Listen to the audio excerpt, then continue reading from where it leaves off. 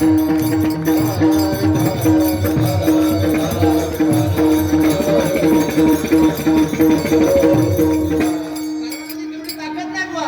दुःख देण्याची. मग दुःख होत आहे त्याचं काय उत्तर आहे? कर्म करण्याची रीत दुःख देते, पद्धत दुःख देते, मेथड दुःख देते आणि म्हणून कर्म आमच्या पदरात पडते. मी बोलतोय असं नाही. आमचे गुरुवर्यांच्या मुखात चंदन असा आहे. आमचे गुरुवर्य वैकुंठवासी नामदेव महाराज पठाडे बाबा सांगायचे. पठाडे महाराज सांगायचे कर्माची रीत दुःख देते, पद्धत दुःख देते. ती कशी? ऐका.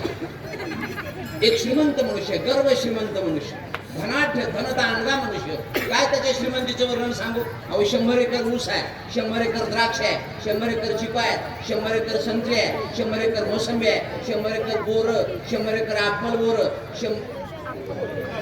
100 एकर डाळ. सांगा वचने किंदरीत रथ. मला थोडंच पाणी द्यायचंय त्याला. 1000 एकराचा मालक, 1000 एकराचा. पण देवानं एक मेक मारली. काय मारली? एक गंमत केली देवानं.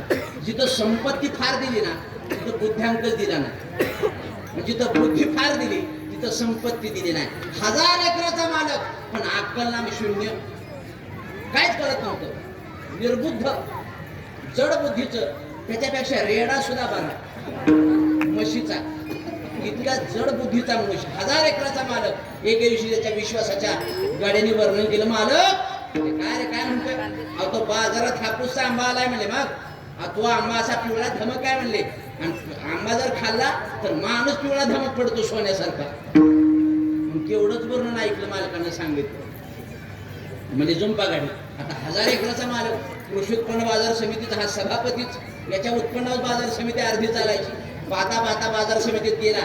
राम राम मालक, राम राम राम राम राम राम. काय विशेष? म्हणजे काय नाही. अरे तो आमचा शामराव सांगत होता म्हणले हापूसचा आंबा आलाय म्हणजे मार्केटला. कुठं आहे तो आंबा? तो म्हणजे सगळ्यात उंच ठेवलाय. म्हणजे का उंच ठेवलाय? तसा दर त्याचा उंच आहे म्हणजे.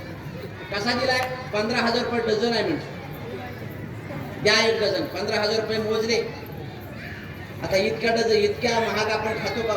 हापूस आंबा आपण खातो का दादा? पहिल्यांदा आले आपल्या नशिबाला गोट्या गिट्या इजळल्याला आंबा आपल्या नशिबाला आदू झालेलं. काय खरं म्हणजे काढता काढता आपटून आदू म्हणजे हात पाय मोडलेला असा आंबा आपल्या नशिबाला. आपल्याला कुठला हापूस कशाचं काय घेऊन बसलाय गाड्यावर? अहो श्रीमंताने खावा आणि गरिबाने बघावा. त्याला हापूसचा आंबा म्हणतात. असं एका मोठ्या माणसांच्या मुखातलं वाक्य. सारंच माझ्या बोलण्याचं लक्षात ठेवा. हापूस आंबा 12 आंबे पॅक केले करंडीत. बैलगाडी घराकडे निघाली. सेंद्रिय पद्धतीनं आंबा पिकवलेला होता. वास दरवळला. अक्कल नव्हती. गडी आपला पुढे बघून गाडी हाणतोय. मालकाला मोह अनावर झाला. मालकानं करंडी सोडली. त्यातला एक आंबा काढला. आंबा खाण्याची रीत आहे ना सरपंच, खरंय का नाही? आंबा खाण्याची पद्धत आहे. आंबा असा 2 हातात धरावा लागतो. असा आंबा असा फिरवत फिरवत थोडा थोडा ढेला करावा लागतो. त्याची देठाची बाजू काढावी लागते आणि मग आंबा चोष्य पद्धतीनं खावा लागतो. पण इतकी अक्कल नव्हती त्याला. इतकी अक्कल नव्हती. त्यानं अख्खा आंबा तोंडात घातला. 70% आंबात गेला. 70%. आणि आत ती यंत्रणा सावध झाली. बाहेर चला, बाहेर. तुम्ही नो एंट्री शिरलाय. बाहेर पाठी लावली म्हणे नाक्यावर. अवजड वाहनात प्रवेश बंद आहे. इथं पाठी आहे. अवजड वाहनात प्रवेश बंद आहे. तुम्ही नो एंट्री शिरला. इथं फक्त लिक्विडद्वारे माल चालतो. लिक्विडद्वारे. इथं फक्त पातळ माल आत येतो. आंब्यानं सांगितलं एकदाच जाऊ द्या. एकदा जर आत गेला तर गेलाच म्हणून समजा. दोघांचा संवाद चालला. तोपर्यंत मालकाचा श्वास थांबला गेला. डोळे चांदीचे झाले. आणि मालक का बोलना म्हणून गाड्यानं मागे वळून बघितलं तर मालक पाय फोडत होते. बैलगाडी थांबली गेली. त्याच्या दैवयोगानं गडी शिकलेला नव्हता. आडाणी गडी होती. जर तिथं जर शिकलेला असता पोपट दादा तर गाड्यानं विचार केला असता गाड्याचे स्पेशालिस्ट डॉक्टर कोण आहेत पंढरपूर कोणाकडे न्यावं. नमुन्यावारी मेल असतं ती. ऐका दैवयोगानं आडाणी गडी मानकुटात बुरकी घातली जसा टप दिशा पडला. पण टाइमात पडला. तुम्ही मागच्या वेळी टाइम चुकला होता तुमचा. ऐका टाइमात आंबा पडला. दीर्घ श्वास सोडला मालकानं. शामराव काय मालक? मोठा खड्डा बघून गाडी थांबवा. कशाला? हौसानं केल्या पतीन त्याला फुटकी रगत भीती म्हणली. 15,000 रुपये मोजलेत आंब्या करता आणि एक आंबा खाला तर जीवाला संकट आलं. मोठा खाता बघा, गाडी थांबवा. गाड्यानं सांगितलं मालक अहो गरीबाची लेकरं बाळा खाते माझ्या पिशवी टाकू द्या. मालक म्हणले भल्या माणसा अरे शहाणा का खोळा तू म्हणजे काय झालं. अरे एक आंबा खाला तर जीव जाता जाता वाचला आणि 12 आंबे जर खाल्ले तर घरी दिवा लावाय तर माणूस राहील का तुझा, निर्वंश होईल तुझा. त्या गाड्यानं फार मार्मिक उत्तर सांगितलं म्हणजे मालक अहो आंबा दुःख देतच नाही, आंबा खाण्याची रीत दुःख देते. विठ्ठल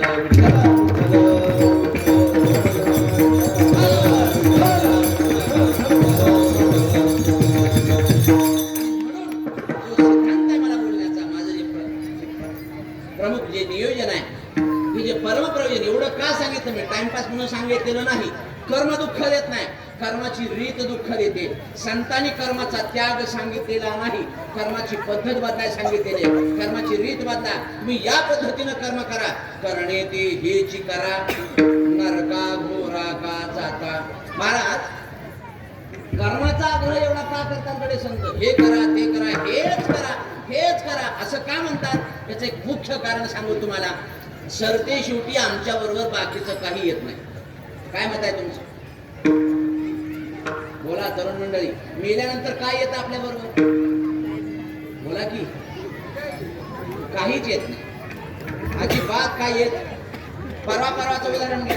काय संपत्तीला कमी होतं पवार साहेबांना? काय कमी? काही सुद्धा कमी नाही.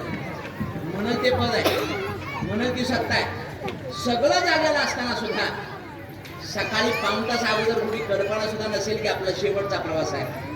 कठीण आहे परिस्थिती.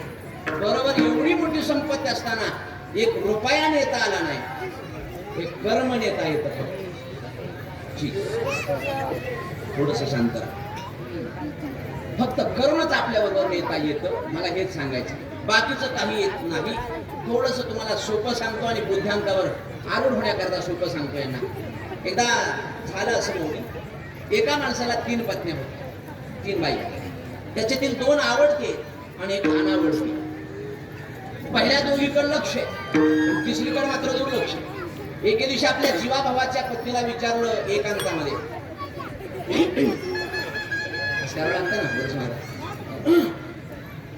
काय म्हणताय, खाकराय काय झाले असं विचारलं बायको.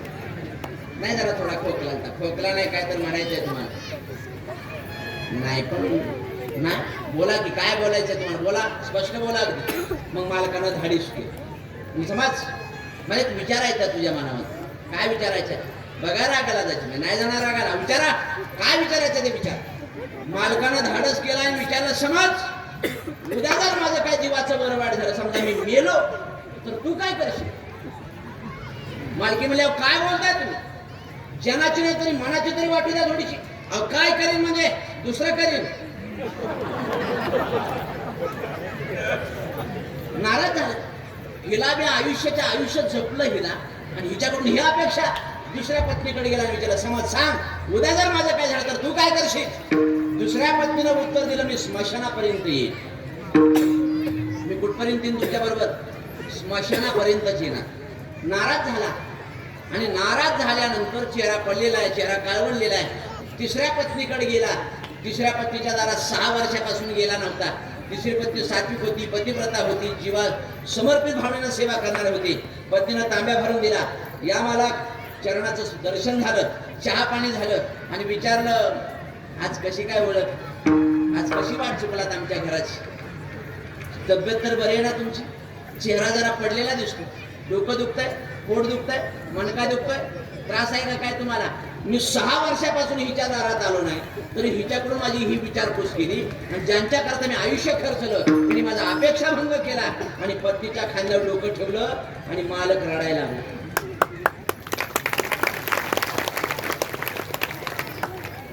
मालक रडायला लागल्यानंतर टाळ्या वाजवल कपूर.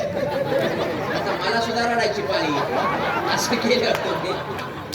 टाळी महत्वाच्या प्रसंगाला वाजवावी. असं कुठेही टाळ्या वाजून माझे तुम्ही बहुतेक कंटाळ्याला दिसताय कीर्तनाला. म्हणजे कुठेही टाळ्या वाजवा, कुठेही टाळ्या वाजवा. मला म्हणजे माझं आडनाव पवारावर का मी फार चाणाक्ष मनुष्य. म्हणजे आडनावाचं एखादं तरी गुण माणसात असायला पाहिजे. मग ती अर्थ लक्षात ठेवा. टाळी कुठं वाजायला पाहिजे? खरं तर सांगू तुम्हाला, तुम्ही रागाला जाऊ नये म्हणून मी सांगितलं नाही. कीर्तनात टाळीच फक्त म्हणजे भजनातच वाजवायची असते. थोडं परंपरेमध्ये कुठेही टाळी अशी अधूनमधून वाजवली जाते. भास्कर दादांच्या फळावर चला किंवा आमच्या श्री गुरुदादांच्या फळावर चला, कीर्तनात टाळी फक्त विठ्ठल विठ्ठल भजनातच. एखादा मुद्दा जर आवडला तुम्हाला तर कीर्तनानंतर अवश्य आमचं अभिनंदन करा. महाराज सुंदर मुद्दा मांडला, कीर्तनानंतर सांगायचं. पण चालू कीर्तनात कौतुक म्हणून अजिबात टाळी वाजू नये, कारण ही आपली परंपरा नाही. मी सांगणार रोज नव्हतं, पण हे आता सांगा वाटायला लागलं म्हणून टाळी कोणी वाजू नका. ऐका, तिसऱ्या पत्नीने सांत्वन केलं आणि सांगितलं, मालक अहो गा पुढं घालायची ताकद आहे. रडताय काय? गड्यासारखा गडी रडतोय. झालंय काय सांगा? काय झालंय म्हणजे? नाराज झाले माझं मन. अहो काय झालंय तर सांगा. मला एका प्रश्नाचं उत्तर देशील? म्हणजे हो देणार. विचारा प्रश्न. काय प्रश्न आहे? समज जर माझं काय उद्या झालं बरं वाईट तर तू काय करशील? प्रत्येक प्रश्न सराडायला लागली. अहो काय बोलताय मालक? माझं सौभाग्य आहे, माझं जीवन तुम्हाला समर्पित आहे. पण काय विचारताय काय करीन? म्हणजे मालक एकतर तसं होणारच नाही. मी तुमच्या अगोदर जाणार आहे. माझं पातिव्रत्याचं तेज आहे. मी तुमच्यावर मरणाला समोर जाणार आहे. पण माझ्या अगोदर जर तुम्हाला जर दैवयोगानं काय झालंच मालक तर मी काय करू शकते तुमच्या बरोबर? ऐका, ज्या क्षणाला तुमचं प्राणोत्क्रमण होणार आहे या क्षणापासून तुमचा जीवात्मा जोपर्यंत परलोकाला पोहोचत नाही त्या क्षणापर्यंत, म्हणजे या क्षणापासून त्या क्षणापर्यंत मी अविरत तुमच्या बरोबर चालणार आहे. ही तिसऱ्या पत्नीनं दिलेलं उत्तर आहे. आता हा दृष्टांत आहे. आता सिद्धांतात घ्या. सिद्धांत असा मला मांडायचा आहे, माझ्या सकट तुमच्या सकट प्रत्येकाला 3 बायका आहेत.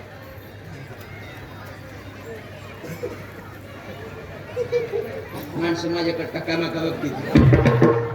महाराज गरीब दिसतोय जरा. 3 बायका डाव फसला आपल्या वेळा. म्हणजे 6व्या एरियाची माणसं सगळी 6 वाजतात असं नाही. तुम्ही म्हणताल पोपटदादा म्हणजे कुठल्या महाराजाला दिले कोणाला? 3 बायका. ऐका, पहिल्या म्हणजे मला चेपटेल नाही, इथं बसलेल्या सगळ्याला म्हणतो मी. फक्त घरचीला सांगू नका, नाहीतर चुलीतच पाणी सकाळी तुमची. ऐका, त्यांना बघायचं. पवारांना लई जणांना बघितले, पण आम्ही बघितल्याला सहनच होत नाही पुन्हा. चला, चांगली तुमची भावना आहे. प्रत्येकाला 3 बायका आहेत. पहिल्या बायकोचं नाव ऐका, जरा कान उघडे ठेवू. पहिल्या बायकोचं नाव आहे संपत्ती. किती जपतो आपण संपत्ती? जीवापाड जपतो. सगळी संपत्ती कमवण्याकरता आपण किती जीवाचे हालापेशा करतो, रात्रंदिवस धडपड करतो. धडपड शब्द फार महत्वाचा आहे मंगेश महाराज. धडपड धडपड धडपड. धडपडत नाही तो असा शब्द आहे धडपड. धडपड संपत्ती करता. किती जीव लावतो संपत्तीला? बँकेत कोटी दोस्तराला गाठी. बँकेत कोट रुपयातून माणसं पोटाला कधी खात नाहीत, चांगलं कधी कापड घालत नाहीत. का? पैसा खर्च होतो म्हणून. ऐका माय बाप, पहिल्या पत्नीला फार जीव लावतो. पहिली पत्नीनं उत्तर काय दिलं होतं? तुम्ही मेल्यानंतर मी दुसरा मालक करीन. म्हणजे संपत्ती 15व्या दिवशी दुसरा मालक करते सरपंच साहेब. म्हणजे आपण जर मेलो तर 15व्या दिवशी तुमचं ग्रामपंचायतीमध्ये मृत्यूचा दाखला तयार होतो. तुमच्या सगळ्या संपत्तीला वारस हक्क लागतो. म्हणजे पहिली पत्नी मालक दुसरा करते. दुसरी पत्नी फक्त स्मशानापर्यंत येते. दुसऱ्या पत्नीचं नाव आहे हे शरीर फक्त स्मशानापर्यंतच येतं. आणि तिसऱ्या पत्नीचं नाव आहे या क्षणापासून त्या क्षणापर्यंत काय येतं? आपण केलेली कर्म येतं. आणि म्हणून चांगली कर्म करत चला. विठ्ठल विठ्ठल.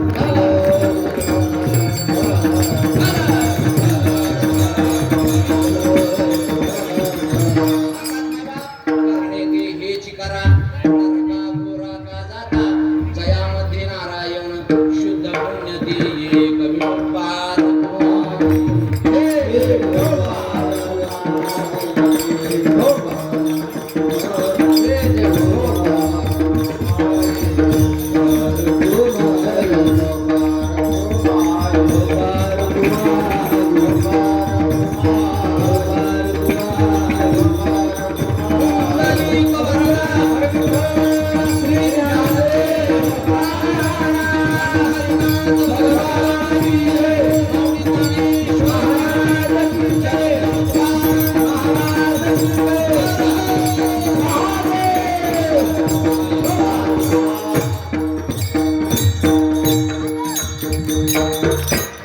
करते हे जी करा नरका घोरा का जाता. आपल्या कर्माचा दर्जा थोडासा उंचवा हा तुम्हाला सांगायचा उपदेश. कर्म चांगली करा, योग्य कर्म करा, चांगली कर्म करा. जर यथोचित कर्म केली, उत्तम कर्म केली तर त्या उत्तम कर्माची फल सुद्धा उत्तमच प्राप्त होतात. काय म्हणताय बीज बोये बबुल का आम कहां से आए. परंपरा चिंतन करते काय बा आपण जर बीजारोपण जर बाभळीचं केलं तर त्याला काय आंबे काय लागतील, आंबे लागतील का बाभळीच्या ब्याला. अहो का दोरलीस केलं कैसे लागे. अहो वांग्याला कुठे केळं लागते की. अहो बाजरी पेरल्या बाजरीच येते, मका पेरल्या मकाच येते, ऊस लावल्यावर काय गिनी बोली येत नाही का मका येते. हा बीज बोये बबुल का आम कहां से आय. संत वर्णन करतायत बीजारोपण तुम्ही कोणतं केलेलं आहे, तुमच्या कर्माचा बीज काय आहे, कर्माचा हेतू काय आहे. आणि महाराज कधी कधी कर्म वरून चांगलं दिसतं बरं का, पण त्याचा हेतू मात्र जरा विचित्र असतो. ते कसं काय जरा परंपरा चिंतन करते या विषयाचं ऐका. एक क्लास वन अधिकारी आहेत पडतात आणि क्लास वन अधिकाऱ्याची गाडी निघाली निघाली निघाली निघाली एक 1.5-2 कोटीची गाडी. म्हणता ना महाराज आतनं काय बोलतच नाही, कोटीतच बोलतो. आडनावाला शोभेल असं तर आकडे सांगावं लागतील का काय सांगा. 1.5-2 कोटीची गाडी नाहीतर नाव पवार अनुकूल लाखात हे काय असं 1.5-2 कोटीच्या गाडीत क्लास वन अधिकारी बसलेले. असं काय झालं कोणास ठाऊक. अचानक पुढे एक रस्ता खराब लागला, गाडी फसली. गाडी पुढं पण जायना आणि मागं पण जायना. 1.5-2 कोटीची गाडी, गाडी पूर्ण टेकली खाली, काच गाडीची खाली आली. इकडं तिकडं पाहिलं, शेजारच्या झाडाखाली 4 माणसं बसली होती. साहेबांनी हाक मारले, ओ दादा इकडे इकडे इकडे. बोलतच आहे काय म्हणताय. जरा गाडीला धक्का मारला, गाडी निघली. अधिकारी खाली उतरले, प्रत्येकाला 1000 रुपये दिले. कारण 1.5-2 कोटीच्या गाडीचं नुकसान झालं असतं. 1000 रुपये दिले आणि विचारलं कुठला आहे तुम्ही. साव्यातच आहे. अरे म्हणलं तुम्ही तरुण दिसताय, काय काम धंदा वगैरे. म्हणजे काय नाही काम धंदा, आमचं हीच काम आहे. म्हणजे गाडी कुणाची अडकली की काढून द्यायचं हे आमचं कामच आहे. अरे पण म्हणजे हा धंदा फक्त तुमचा पावसाळ्यात चालत असं, उन्हाळ्यात काय करता, पाणी साठू देत नाही म्हणजे आम्ही टँकरनं पाणी होतो इथं. वरून बघायला किती कर्म चांगलं दिसतंय मदतीचं. अजून थोडंसं सोपं सांगतो, तुम्ही ऐकलंय पण पुन्हा एकदा ऐका. एका स्त्रीचे मालक वारले आणि जुन्या काळामध्ये समाधी बांधायची पद्धत होती. तर समाधीला वारं घालायला लागली पडते. समाधी एक त्या रस्त्यावरून सज्जन मनुष्य चालला होता आणि सांगितलं पती मेल्यानंतर मालकाला वारं घालते समाधीला, जिवंतपणी किती जीव लावला असं 2 दिवस वारं घालत होती. 3ऱ्या दिवशीनं न राहता विचारलं काय प्रेम आहे तुमचं मालकावर. म्हणजे का तुम्ही मेल्यानंतर सुद्धा समाधीला वारं घालताय. म्हणजे ती म्हणजे महाराज तुम्हाला नाही काढायचं. त्यानं सांगितलं होतं माझं वाळायच्या आधी दुसरं करू नको, लवकर वाळा म्हणून वारं घालती म्हणजे. म्हणून हेतू किती चांगला. अहो एक मनुष्य आठवड्याला सत्यनारायण घालायचा महाराज. माणसं म्हणजे वा सात्विक वृत्तीच आहे, त्याचं होतं वाण्याचं दुकान. त्याला विचारा प्रत्येक आठवड्याला सत्यनारायण. तुम्ही कसं आहे, मला लागते चिल्लरची गरज. आणि सत्यनारायणाची पूजा घातली की चिल्लर टाकतात लोक. माझं आठवडाभर दुकान चांगलं चालतं. म्हणजे वरून क्रिया दिसायला फार सुंदर आहे. म्हणजे काही माणसं वरून कर्म करताना फार चांगलं, पण अंतर्गत जो हेतू आहे माझ्याला सांगायचं आहे काय, कर्माचा दर्जा तर उत्तम असलाच पाहिजे, पण कर्माचा हेतू सुद्धा अत्यंत उच्च कोटीचा असला पाहिजे. की ज्या कर्माच्या माध्यमातून कोणाचं वाटोळं होईल, कोणाचं वाटोळं हवं हा हेतू सुद्धा नसलेला पाहिजे.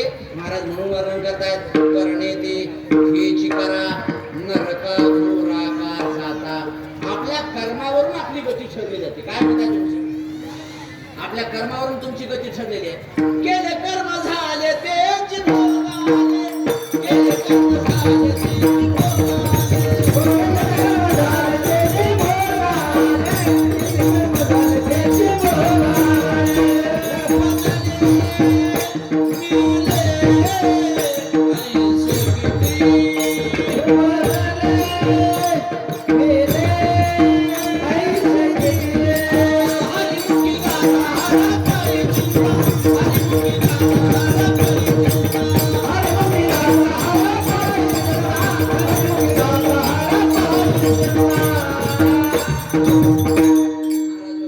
केलेलं कर्म आम्हाला भोगून पुढे टाकतं. दुसऱ्यानं केलेलं कर्म आपल्याला भोगावं लागत नाही. मग उत्तम कर्म करा. करणे ते हेची करा. नरका घोरा का जाता. नरका यातनेला आम्हाला कर्मच घेऊन जातात आणि अघोर अशा कर्माला समोर जावं लागतं. कर्म चुकवता येत नाही. कर्माला फळ वाट नाही. कर्म एक अत्यंत सूक्ष्म व्यवस्था आहे परमात्म्याची. काय केलेलं कर्म ज्याच्या त्याच्याच वाट्याला जातं. असं होत नाही कधी मी करायचं माझ्या नातून फेडायचं. काळ बदललाय. काळ बदललेला आहे. आजन सोसाठी काढायची नातून फेडायची. आता ऑनलाईन केलंय शासनानं. कुठं कुठं डबरी खान देते का क्लिक मध्ये कळते. म्हणजे सिव्हिल काय कुठं कुठं चुना लावलाय कुठं बुक्का लावलाय किती जणांचं बुडवलेलं आहे. सगळा राडा निघतोय कुठं ऑनलाईन मध्ये. का कारण तुमची कर्म तिथं उजेडाला येतात ना. त्या न्यायानं छोट्यातल्या छोटं सुद्धा कर्म चुकत नाही. किती मोठं कर्म करा किती छोटं कर्म करा पण ते कर्म आम्हाला फळ रूपाला पुढे उभा राहतं. आणि आमच्या गतीला कर्मच फक्त अवलंबून आहे. दुसऱ्या कशावरती आमची गती अवलंबून नाही. थोडंसं अजून थोडंसं याच्यातील पुढचं जे चिंतन आहे अत्यंत मार्मिक आहे. ते फार महत्वाचं चिंतन आहे. आमच्या कर्मावरूनच आम्हाला गती ठरलेलं आहे. अरे वाजवू नका.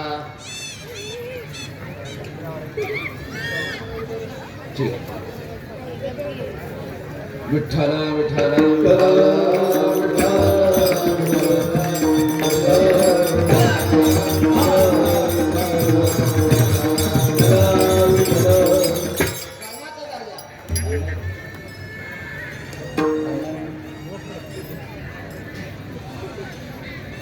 ही मागच्या आनंद जन्माचं कर्म आहे म्हणून यावर्षी या जन्मात जरा टाळ आहे का नाही. खरं सांगा इमानदारी.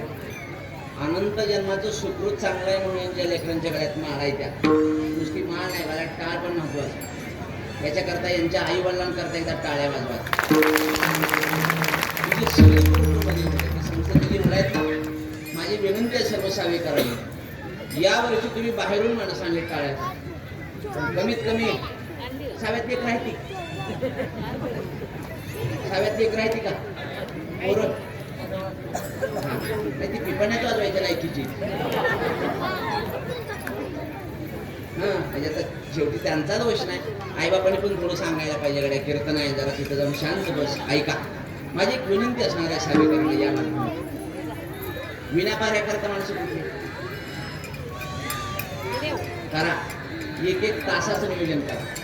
करण्यापूर्ण माझं आव्हान आहे. ग्रामदैवत आहे आपलं. सप्ताहाच्या 7 दिवसामध्ये एकही विनेकरी बाहेर जाणू नका.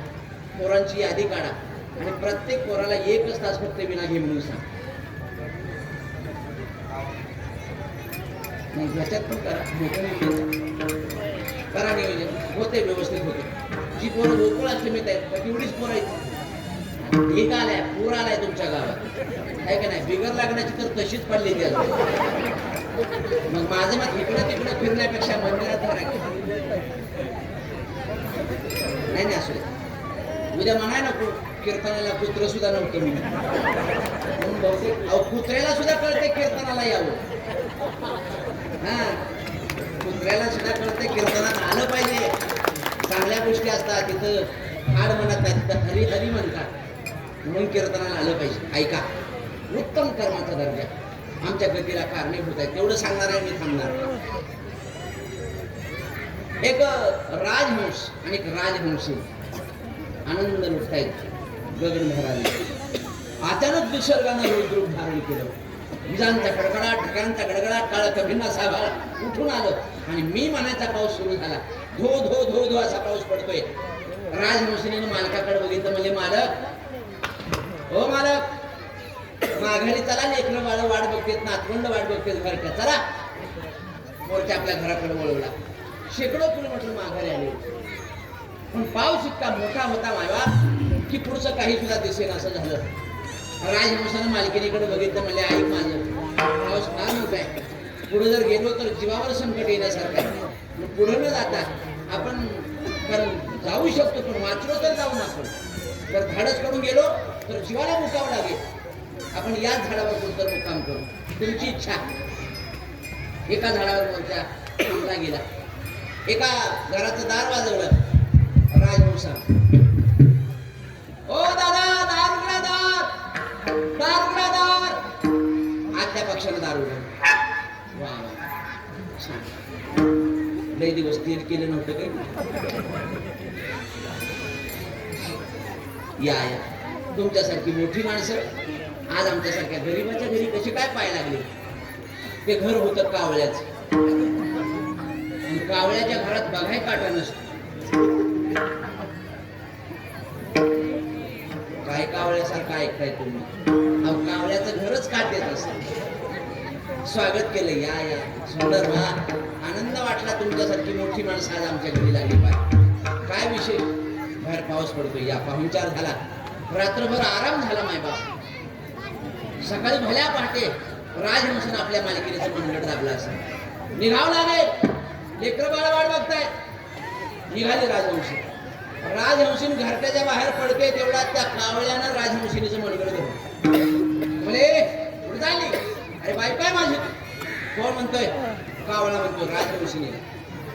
हात सोडा भाऊजी, हात सोडा, हात सोडा माझा. हात धरलाय माझा, हात सोडा.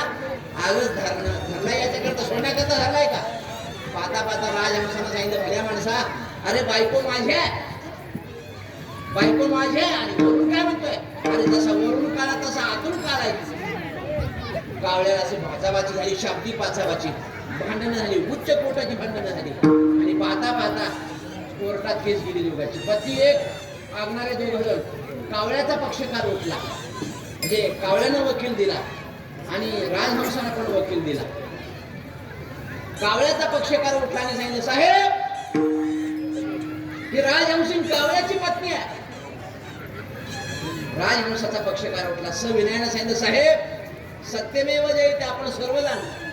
तुम्हाला माहित आहे सगळं माहिती. काय बुवा, अहो राजहंसी राजहंसाची पत्नी आहे. युक्तिवाद आहे का वकिलाचा. वकिलानं सांगितलं, साहेब दोघाच्या वाणाचा आणि दोघाच्या गुणाचा विचार करा. याचा वाण काळा, हिचा वाण पांढरा शुभ्र. दोघाच्या सौंदर्याचं वर्णन करा. कावळा दिसायला काळा कभी नाही, पण राजहंस अत्यंत रूपवान आहे, देखणी आहे, लावण्यवान आहे. हिचं सौंदर्य कुठं आणि त्याचं सौंदर्य कुठं, जरा थोडासा ताळमेळ लावा. साहेब ही पत्नी राजहंसाचीच आहे. दोघांच्या गुणाचं वर्णन करायचं झालं तर हिच्या समोर दूध आणि पाणी ठेवा. दूध का दूध और पाणी का पाणी असं होणार. मला माहिती तुम्ही मन लावून ऐकताय.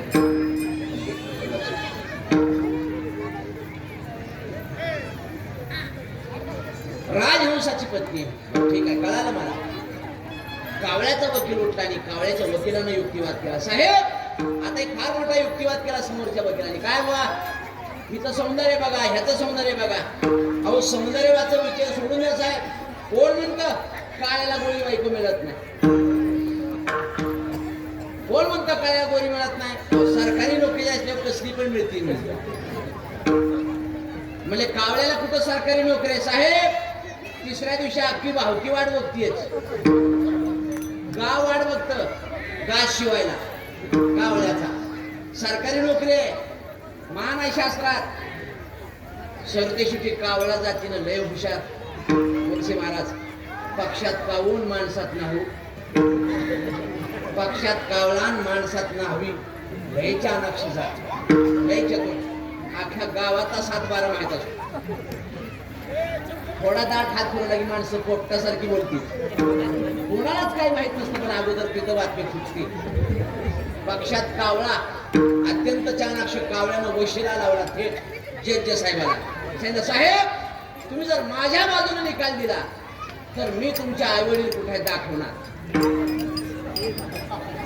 कारण मला सगळं दिसतंय म्हणून. आणि वकील साहेबांनी, महाराज आश्चर्य वाटेल तुम्हाला, जज साहेबांनी केस निकालात काढल्याने सांगितलं, बरोबर आहे ही राजहंसीन कावळ्याचीच बायको आहे. राजहंसानं मान खाली घातल्याने निघून गेला राजहंस. ऐका, कावळ्याला केबिन मध्ये बोलवत होतं. चल दाखव माझ्या आई वडील कुठे. चल मग कावळा पुढं, साहेब पाठीमागं, साहेब पाठीमागं, कावळा पुढं, कावळा पुढं, साहेब पाठीमागं. पाहता पाहता गाव ओलांडलं. त्यांचे साहेब दुर्गंधी येऊ लागली. अरे कुठं आहेत आई वडील, चला पुढं. अरे कुठं आहेत आई वडील, चला पुढं. कावळा गेला आणि एका विष्टेजवळ थांबला आणि त्या विष्टेकडे बोट केलं, साहेब याच्यात तुझा मोठा किडा आहे, तो बाप आहे तुमचा, आणि याच्यात जी आई आहे ना साहेब, ती तुमची आई आहे. पाहिजे मस्तकाला गेली पोटाच्या, मोठा अक्कल आहे का, नॉनसेन्स. माझ्या आई वडील कुठं नरकात असतात का? कावळ्यानं फार मार्मिक उत्तर सांगितलं, साहेब कावळ्यानं सांगितलं, साहेब जी माणसं वशिल्यानं काम करतात त्यांच्या आई वडील स्वर्गात नसतात, नरकातच असतात. विठ्ठल विठ्ठल.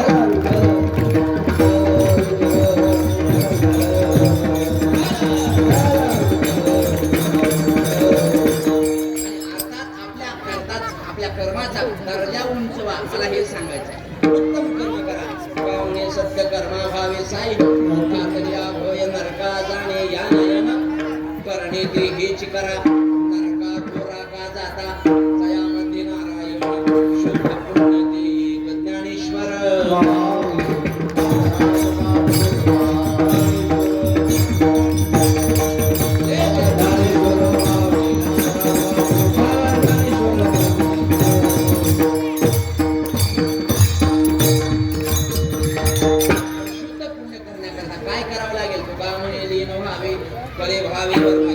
जयामध्ये नारायण शुद्ध पुण्य ते एक. पुन्हा एकदा सर्वांच्या चरणी या ठिकाणी सेवेला थांबतोय. बोलण्याच्या ओघात एखादा अयोग्य शब्द गेला असेल, अपात्र बोललो असेल, अनधिकाराने शब्द गेला असेल तर तो शब्द ते वाक्य माझ्या बुद्धीचा दोष आहे. आणि जे काही योग्य असेल ते मात्र सर्व तीर्थक्षेत्र आळंदीमधील स्वानंद सुखनिवासी सद्गुरू जोग महाराज यांच्या वारकरी शिक्षण संस्थेमधील ते सर्व गुरुवर्यांचं आहे. शिकावं लागते बरं कीर्तन. कीर्तन हे शिकावं लागतंय. परंपरेचं पायिकत्व, परंपरेची सेवा, वचनपाठ करावी लागतात. गुरुजनांच्या पुढे बसून ज्ञानार्जन करावं लागतं. आळंदी क्षेत्रामध्ये विद्यार्जन करत असताना आमच्या संस्थेचं विशेष आहे. काय विशेष आहे? जिथे शिक्षकाला पगार नाही आणि विद्यार्थ्याला फी नाही. गेली 109 वर्ष झाली संस्था कार्यरत. सगळे शिक्षक नैष्ठिक ब्रह्मचर्य, सगळं जीवन संप्रदायाला आणि तत्वाला समर्पित आहे.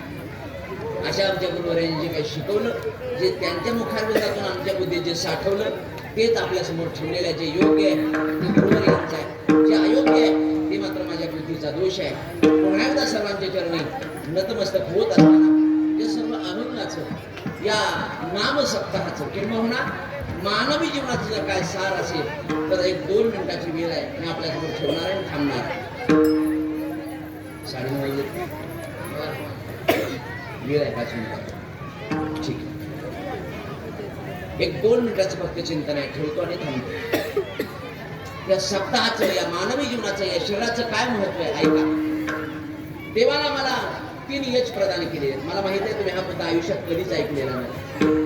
जरा एज्युकेटेड वर्गाकरता माझं चिंतन आहे, वेल एज्युकेटेड उच्च शिक्षितांकरता. ऐका, ज्या माणसांना वाटतं हे सगळं पोट भरायचं खोतांड आहे, ज्या माणसांना वाटतं ना हे पोट भरायची विद्या आहे, आहा, हे कीर्तन, प्रवचन, हे तत्वज्ञान हे शिकायला आयुष्य वेचावी लागतात. स्तोत्रांची धुवून नकल झिजली आमची. सेवा केल्याशिवाय अजिबात काय मिळत नाही. 8-8, 15-15 दिवसाच्या बाजरीच्या भाकरी खाल्ल्या होत्या मी आळंदीमध्ये. त्याचं एक फळ आहे. आज तुम्ही जे पाया पडता ना, हे आमचं विशेषत्व नाही, हे ज्ञानोबरांच्या कृपेचं विशेष आहे. आमच्यासारखी सामान्य कोटीतील माणसं. अगोदर आम्हाला परंपरा नाही, अगोदर फक्त माळकऱ्याची वारकऱ्याची परंपरा. आई वडिलांनी ती परंपरा आमच्यापर्यंत ठेवली, आम्हाला योग्य अशा मार्गदर्शन लावलं आणि मग हे आज आपल्यासमोर उभा राहिलोय. त्याच्याकरता 15-16 वर्ष बाहेर शिकावं लागते. हे कठीण आहे. माणसांना आजकाल वाटतं हे धंदा नाही, ज्यांनी लावलाय त्यांनी लावलेलाच आहे. पण आमच्यासारखी जी काय परंपरेची माणसं आहेत त्यांनी अत्यंत परंपरा जीवाच्या पलीकड संस्था, पलीकड तत्व जपतात. अर्थात या न्यायानं या संपूर्ण मानवी जीवनाचा काय अर्थ असेल ऐका. जरा कान उघडे ठेवून ऐका मायबाप. 2 मिनिटं आहे पण सगळ्या जीवनाचं सार आहे. देवाला आम्हाला 3 यश प्रदान केलेले आहेत. यश ही अक्षर इंग्रजी भाषेमधलं आहे. 3 रेषेपासून यश हे अक्षर आहे. 2 उभ्या रेषा आहेत आणि एक आडवी रेषा आहे. पहिला यश याची हेड, दुसरा यश याची अर्थ हर्ट आणि तिसरा यश याची हँड. हेड, हर्ट आणि हँड हे देवानं जसे 3 यश आम्हाला दिलेत ना, तीन एचच्या माध्यमातून आम्हाला तीन डी ची सेवा करायची आहे. पहिला डी DEV देव, दुसरा DHARM धर्म आणि तिसरा DESH देश, देव धर्म आणि देश. या तीनही तत्वाकरता आपलं जीवन समर्पित करा, नितांत प्रेम करा. ये मत सोचो हमारे लिए देश ने क्या किया, लेकिन ये सोचो हमने देश के लिए क्या किया. प्रत्येक तरुणानं आपल्या देशाकरता, आपल्या गावाकरता, कुटुंबाकरता जीवन समर्पित कराच, पण त्याच्या अगोदर गावाला प्राधान्य द्या. का? कारण जननी जन्मभूमीश्च स्वर्गाद विगरीयसी. प्रभू रामचंद्रांच्या मुखारवतातील हे वाक्य आहे. स्वर्गापेक्षा आणि वैकुंठापेक्षा सुद्धा जननी आणि जन्मभूमी अत्यंत श्रेष्ठ आहे, अत्यंत दर्जेदार आहे. या जन्मभूमी करता आपलं कर्तव्य आहे, या तालुक्याकरता, संपूर्ण जगाकरता, या देशाकरता आपलं जीवन समर्पित करा. देव, देश, धर्म या तीनही तत्वावर नितांत प्रेम करा. किती प्रेम करा. एक सुंदर उदाहरण आहे. उदाहरण असं आहे, सुंदर असं जंगल आहे. जंगलाला आग लागली, सगळे पशु पक्षी सैरा वैरा पडू लागले. पळता पळता एक विचित्र दृश्य पाहिले एका सज्जनाने. ते दृश्य असं होतं, एक सुंदर असा पोपट होता, हिरवागार पोपट, लाल बुंदाशी चोच आहे, गळ्यामध्ये काळा सकड आहे आणि एका पिकलेल्या पेरूचा आस्वाद घेतोय. ते दृश्य पाहिलं, जंगलाला आग लागलेली आहे. त्या सज्जनाच्या अंतकरणात दया उत्पन्न झाली. म्हणून ए पोपटा, अरे जा उडून, सगळ्या जंगलाला आग लागली, भल्या माणसा उडून जा. त्या पोपटाला वाचा फुटली महाराज. आणि तो पोपट म्हणू लागला, साधू महाराज, फल खाये इस पेड़ के, कंदे की हे पात. या झाडाची फळं खाल्ली, पानं खाल्ली, या झाडाची पानं, फळं, फांद्या सगळं माझ्या विष्टीनं खराब झालं. साधू महाराज, फल खाये इस पेड़ के, कंदे के हे पात, अब यही मेरा फर्ज है, चल जाओ इसके साथ, चल जाओ इसके साथ. याला म्हणतात निष्ठा, याला म्हणतात प्रेम. देवावर, देशावर आणि धर्मावर जर संकट आलं तर जीवाची पर्वा न करता, जीवाची पर्वा न बाळगता आपण आपल्या देवाकरता, धर्माकरता आणि देशाकरता समर्पित जीवन व्हावं. आणि तरुणांना माझे आव्हान असणार आहे, फक्त सप्ताह मोठा केला म्हणजे गावाची सार्थकता होत नाही. तुमच्या जीवनातून व्यसन वजा करा. व्यसन पहिल्यांदा वजा करा. आई वडिलांची किंमत करायला शिका. आई वडिलांनी लावलेल्या जीवाची किंमत करायला शिका. त्यांच्या उपकाराची जाणीव ठेवा. आणि तुम्ही किती मोठा वेल एज्युकेटेड झालात तर आपल्या गावाला आणि आपल्या आई बापांना अंतर अजिबात देऊ नका. तुम्ही किती मोठा अधिकारी व्हा, तुम्ही फार मोठा, जगाला तुम्ही गवसणी घाला यशानं तुमच्या. पण जीवनामध्ये निर्व्यसनीता. आजचं परवाचं उदाहरण बघा. एक नवीन फाईल ओपन होते. कठीण आहे परिस्थिती, कठीण आहे, भयावह परिस्थिती जगाच्या पाठीवर. हजारो लाखो मुलींचे नरबळी दिले जात आहेत आणि माणसालाच माणसं खावायला लागलेली आहेत. अवघडात गोष्टी. नरभक्षी माणसं आणि अत्यंत उच्च पदावर बसलेली माणसं जर असं करत असतील तर आपण कोणत्या दिशेला चाललोय. जर कोणत्याही दिशेनं जाण्यापेक्षा संत विचाराचा मागोवा घ्या. नक्की आपल्या जीवनामध्ये कृतकृत्यता प्राप्त होणार आहे. मला या ठिकाणी सेवेची संधी दिली त्याबद्दल पुन्हा एकदा मी ग्रामस्थांचं ऋण व्यक्त करतो आणि या ठिकाणी सेवेला थांबतो. तुकाराम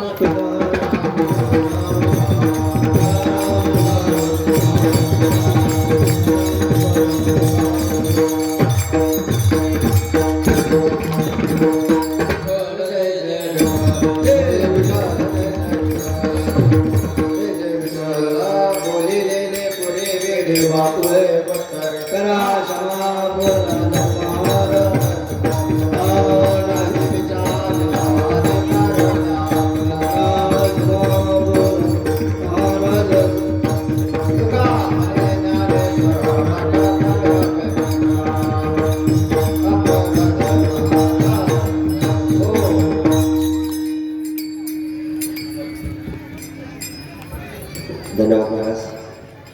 अगदी स्वच्छ वाटेतून अगदी सुंदर पठाडे महाराजांचं थोडं बरंचसं काही काही तुमच्या अमृतवाणीतून ऐकायला मिळालं. वास्तविक आता कीर्तनाच्या आमच्या तिसऱ्या वर्षामध्ये अजून थोडी थोडी प्रगती होते. अधूनमधून उठतात जातात. परंतु विनंती प्रत्येक वेळी महाराज सांगतात की आपण कीर्तनात बसला, जे कीर्तनात जे आपण सर्व मंडळी बसतो ती प्रत्येक गोष्टी नियम आहे. या नियमाचं थोडं पालन करायचं आहे. हातपाय लांबवायच नाही, अधूनमधून उठायचं नाही. अजून सर्वांना विनंती. आता हे आता बोलत नाही, आता उद्या सूचना करतो.